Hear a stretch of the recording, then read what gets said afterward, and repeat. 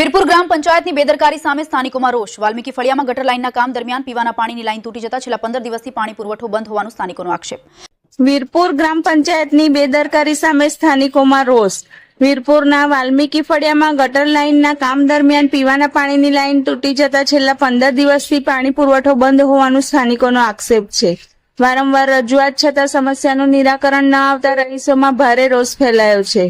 સ્થાનિકોના જણાવ્યા મુજબ આશરે 200 થી વધુ લોકો પાણીના અભાવે પરેશાન છે અને બાળકોને પણ મુશ્કેલીનો સામનો કરવો પડી રહ્યો છે। ગ્રામ પંચાયત તરફથી ટૂંક સમયમાં પાણી શરૂ કરવાની ખાતરી આપવામાં આવી હતી, પરંતુ હજુ સુધી પુરવઠો શરૂ થયો નથી। રહીશોએ ચેતવણી આપી છે કે જો તાત્કાલિક પાણીની સમસ્યાનો ઉકેલ નહીં આવે તો ગાંધી ચિંધ્યા માર્ગે ઉપવાસ આંદોલન કરવામાં આવશે। મારી એટલી પરિસ્થિતિ ખરાબ છે, અમારા નળમાં પાણી બી નથી આવતું, અમારે ચાલવાની કેટલી તકલીફ, નાના બાળકોને બી કેટલી તકલીફ। આજે નિશાળે જતો છોકરો બી બંધ થઈ ગયો, અમે પગમાં દુખી છું અત્યારે, મારાથી કોઈ મને ડોલ પોડી નથી લઈ આવતું, મને કેટલી હેરાનગતિ છે। આજે 2 મહિનાથી આવી પરિસ્થિતિ છે। કેટલા ટાઈમથી આ પરિસ્થિતિ છે? 2 મહિનાથી પરિસ્થિતિ છે। આ બાબતે તમે કોઈ રજૂઆત કરેલી? સભ્યોને કરી 15 મિનિટ અભી સુધી એમની 15 મિનિટ થતી જ નથી, ના રોડ થતું જ નથી।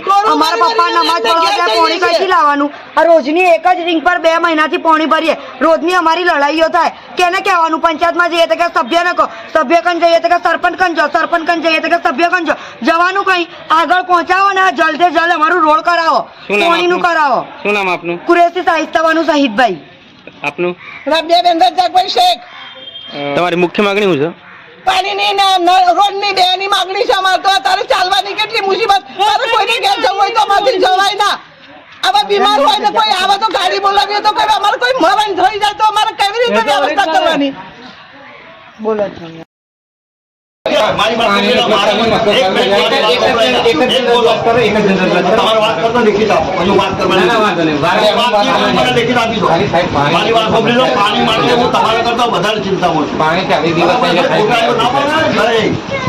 લેવાની જરૂર નથી। આ દેખો